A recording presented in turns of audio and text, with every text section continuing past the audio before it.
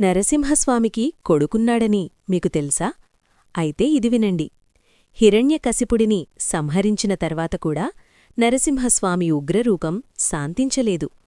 ఆ సమయంలో ఆయన శరీరం నుండి రాలిన దివ్య స్వేదబిందువుల నుండి పులిపాదాలతో అద్భుతమైన తేజస్సుతో వ్యాఘ్రపాదుడు జన్మించాడు. బాల్యంలోనే ఆయుధం లేకుండా కేవలం తన చేతులతో ఒక పెద్ద పులిని సంహరించాడు. కాని పశ్చాత్తాపంతో శివుడిని వేడుకోగా, నీకు పులివంటి వేగం, ఋషివంటి పవిత్ర హృదయం ఉంటాయి, నీవు ధర్మానికి రక్షకుడివవుతావు అని పరమశివుడు వరమిచ్చాడు.